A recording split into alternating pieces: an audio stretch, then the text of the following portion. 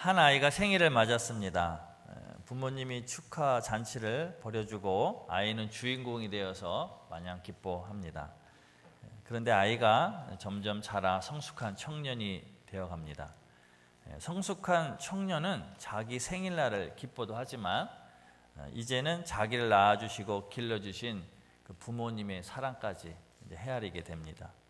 그리고 더 나아가 이제 부모님의 뜻을 받들며 또 부모님을 기쁘시게 해드리는 삶을 삽니다. 이처럼 성숙한 그리스도인이라면 언제나 예수님의 구원을 기뻐하고 감격하며 살아야 합니다. 또한 성숙한 그리스도인들은 하나님의 구원의 선물만 기뻐하는 것이 아니라 그 구원의 선물이 있기까지의 하나님의 진정한 그 사랑의 마음까지 헤아릴 줄도 알아야겠습니다. 그리고 성숙한 그리스도인들은 그 구원의 하나님의 뜻대로 언제나 하나님과 함께 동행하며 기쁘게 살아나가야겠습니다. 오늘 예수님께서 인간으로 오신 본문 말씀을 통하여서 이 세 가지를 묵상하려고 합니다. 첫째, 큰 구원의 기쁨을 생각해 보고요. 두 번째는 죄인들을 구원하기 위해 독생자를 보내주신 하나님의 깊은 그 사랑을 우리가 헤아려 보고요. 또 그 구원의 하나님과 함께함에 대해서 우리가 생각해 보고 은혜를 나누는 시간을 가지려 합니다. 첫째, 구원의 기쁨을 한번 생각해 보겠습니다. 18절 우리 다 같이 한번 읽겠습니다. 시작.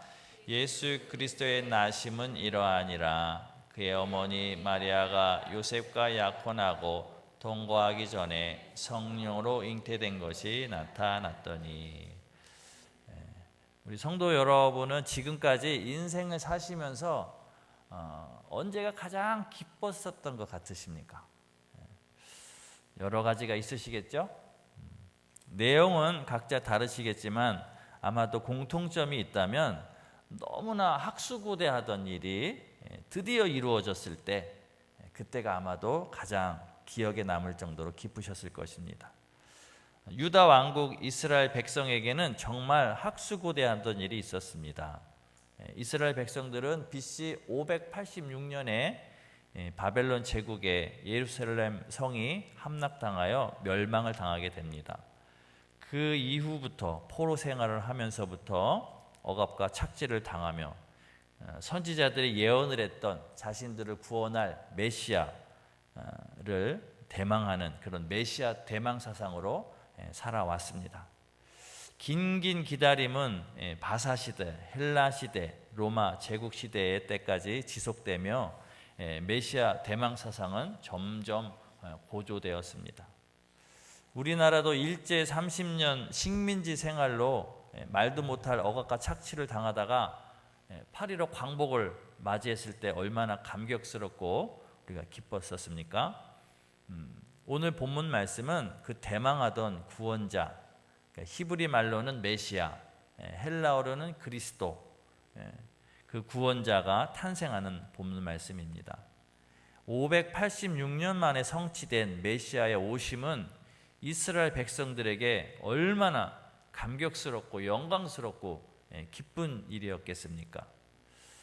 그런데 하나님은 이스라엘 백성들의 메시아 사상보다 더 큰 계획을 가지고 계셨습니다.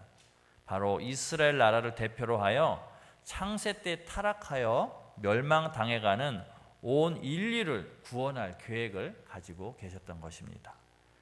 누가복음 2장 28절에 보면 시므온이라는 사람이 있었는데 그는 의롭고 경건하고 성령이 함께하는 사람으로 이스라엘의 위로인 메시아 강림을 몹시도 기다리던 사람이었습니다.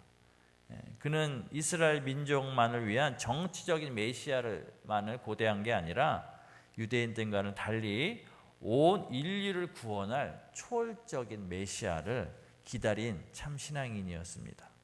또 그럴 것이 시므온은 성령의 감동으로 성전에 들어가서 부모가 안고 오는 아기 예수를 만났을 때 이렇게 찬송하고 예언합니다.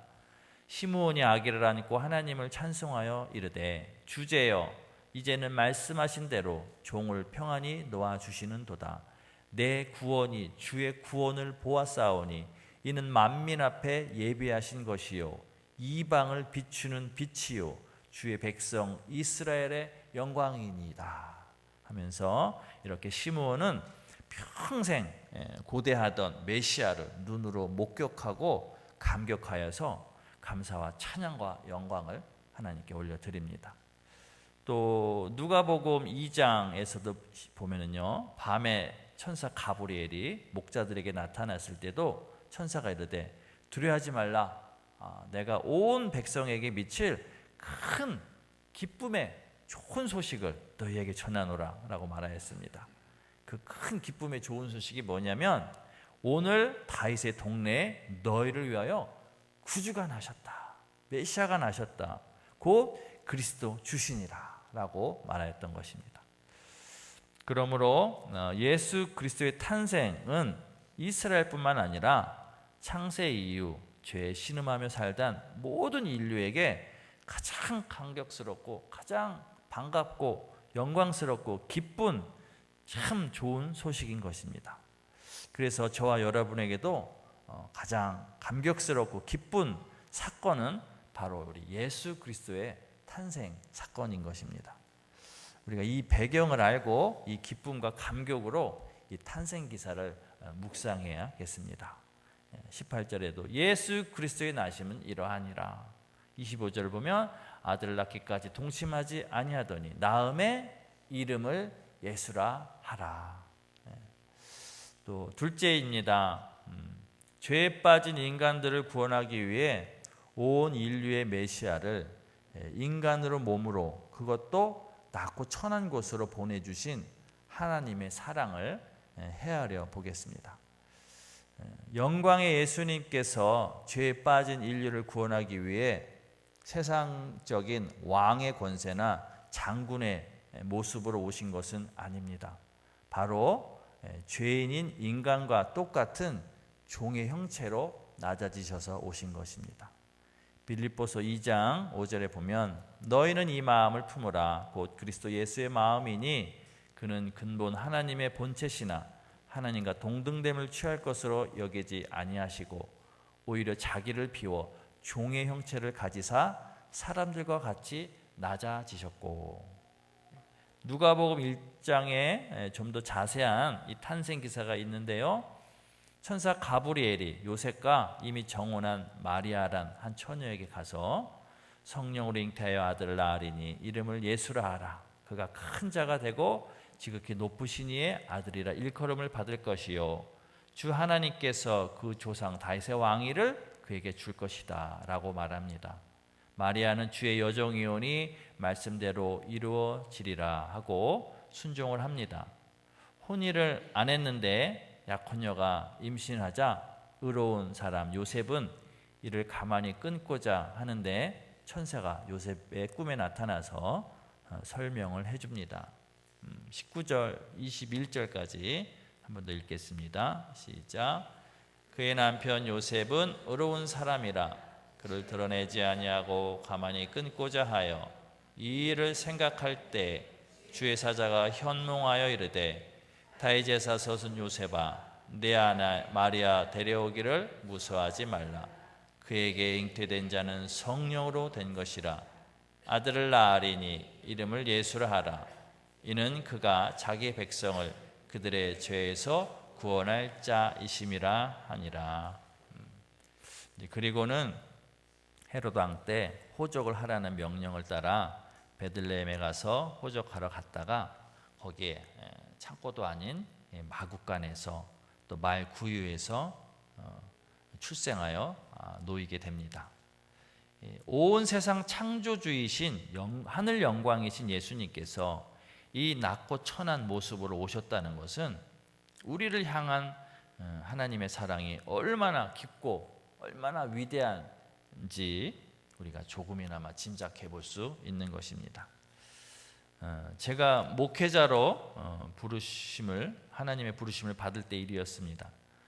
저는 청년기를 탕자로 보낸 돌아온 탕자였습니다. 그때 다시 돌아와 열심을 내니 청년회장을 시키는 것이었습니다. 청년회장으로 하나님께 사명을 받고 한창 청년들의 영혼을 위하여 사명에 불탈 때 어느 때부턴가 계속해서 반복해서 제 마음을 두드리는 말씀이 있었습니다. 내가 나를 사랑하느냐, 내 양을 먹이라, 내 양을 치라. 이 말씀이었습니다. 청년에 대한 열정으로 양은 치지 말래도 치겠는데 내가 나를 사랑하느냐라는 말씀에 뭔가 탁 막히는 것이었습니다. 하나님을 사랑한다는 것이 어떤 마음인지 몰랐던 것입니다. 그때부터 제가 하나님을 사랑하는 것은 어떤 것인지 알게 해주세요 라고 이제 하며 기도를 집중적으로 하였습니다. 얼마가 흘러 청년 임원들과 기도원에 가서 기도하는데 기도 중에 갑자기 생각이 드는 것이었습니다. 제가 청년 시절에 손발을 못 쓰던 장애인들을 섬긴 적이 있었는데요. 그때 일을 떠올려 주시면서 하시는 말씀이 네가 그때 그랬지, 음식도 먹여주고 또 화장실에 데리고 가서 용변도 보게 해주고 또 차를 태우고 쇼핑도 데려다주고 했지. 그런 장면들이 막 스치면서 그렇게 말씀을 하셨길래 제가 네 그랬습니다 라고 하니까 하나님께서 그게 바로 나다 라고 이제 그러시는 것입니다. 하나님하고 막 이렇게 대화를 했다는 게 아니라 그런 기도 중에 깊은 기도 중에 그런 생각으로 이렇게 이제 교제를 하게 된 것이죠. 그러면서 하시는 말씀이 난 네가 없으면 밥도 못 먹고 용변도 못 보고 어딜 가고 싶어도 못 간다. 그러면서 이어서 하시는 말씀이 난 내가 필요하다. 난 내가 필요하다. 이렇게 말씀하시는 것이었습니다. 그런데 그때 저의 자존감이 제 인생에서 최고 바닥을 아주 헤매일 때였습니다. 그런 저에게 자존감이 땅에 떨어졌을 때 난 내가 필요하다라고 하나님께서 말씀하시는데 제가 눈치가 구단이거든요. 그 와중에도 그 하나님의 난 내가 필요하다는 말씀에 제가 깨달아지는 게 있었습니다. 뭐냐면 하나님은 저의 이 낮고 낮은 자존감이 행여나 다칠세라 제 자존심을 지켜주시고 보호해 주시느라 오히려 영광의 하나님이 저보다 더 낮게 오셔서 나 같은 사람이 필요하다고 해주시는 거예요. 내 마음 다칠까 봐, 위로할까 봐 해주시면서 그런 하나님의 그 세심한 사랑의 마음이 제가 깨달아지는 것이죠. 그래서 제가 그때 너무나 고맙잖아요. 너무나 감사하잖아요. 그래서 눈물이 활칵 쏟아지면서 저도 모르게 하나님 사랑합니다 라는 이야기를 하면서 딱 돌아보니까 제 입에서 뭐라 그랬어요? 내가 사랑합니다 그랬잖아요. 내가 날 사랑하느냐? 내 양을 먹이라. 그래서 그때부터 이제 하나님의 부르심 따라서 하나님의 양을 먹이고 치는 사역자의 길을 걷게 된 것입니다. 또 한 예가 있습니다. 어느 집사님께서 정말 형편없고 정말 죄 많고 정말 죄인 중에 죄인인 너무나 그런 죄 속에 자기가 모습에 갈등하며 기도하고 있었을 때였습니다. 그런 집사님께 하나님께서 또 이렇게 기도 중에 생각을 주시는데 나타나셔가지고는 교훈하시거나 가르쳐 주시거나 혼내고 꾸주시는 것이 아니라 오히려 인자한 시골에 계신 어머니의 모습으로 다가오셨다는 것입니다. 그리고는 죄 잔뜩 이 정말 누구한테도 말할 수 없는 이 부끄러운 죄 진 자기의 모습이었는데 그 어머님이 다가오셔서 하시는 말씀이 아야 많이 힘들지, 아기야 많이 힘들지, 이렇게 오히려 위로를 해주시더라는 것이었습니다. 이처럼 예수님께서 인간의 낮고 천한 모습으로 오셨다는 것은 심한 죄에 헤매이고 죄책감에 시달릴 때 오히려 머리가 하얗신 오로지 아들만을 위해 주시고 아들만을 이해해 주시고 품어주시는 그 홀어머니의 사랑으로 다가오신 것입니다. 그리고 하늘 영광의 예수님께서 낮고 천한 인간의 모습으로 오셨다는 것은 이처럼 낮고 낮은 자존감이 행여나 조금이나마 다치지 않도록 더 조심히 더 낮게 와주신 지극하신 측량할 수 없는 하나님의 사랑인 것입니다. 우리는 예수님이 죄인이 우리를 구원하기 위해 하늘 영광을 뒤로하고 낮고 천한 인간의 몸으로 오심을 통해서 이 하나님의 사랑을 우리가 깨달아야겠습니다. 그리고 이제 세 번째입니다. 하나님과 함께 함에 대해서 생각해보는 시간을 가져보야겠습니다. 22절, 23절 한번 읽겠습니다. 시작. 이 모든 일이 된 것은 주께서 선지자로 하신 말씀을 이루려 하심이니 이르시되 보라 처녀가 잉태하여 아들을 낳을 것이요 그의 이름은 임마누엘이라 하리라. 아멘. 오늘 찬양에서도 하나님과 함께 하심을 기뻐하고 찬양하는 그런 찬양을 올려드렸지 않습니까? 창세 때 우리는 온 천지 만물을 다스리며 하나님의 심히 좋음과 우리는 함께 살고 있었습니다. 사탄의 유혹에 넘어가서 죄에 빠짐으로 말미암아 하나님의 함께 하심으로부터 우리가 떨어진 거예요. 그래서 예수님의 구원은 창세에 타락했을 때부터 다시 우리와 함께 하고 싶어 하시는 하나님의 사랑의 간절한 소망이었던 것입니다.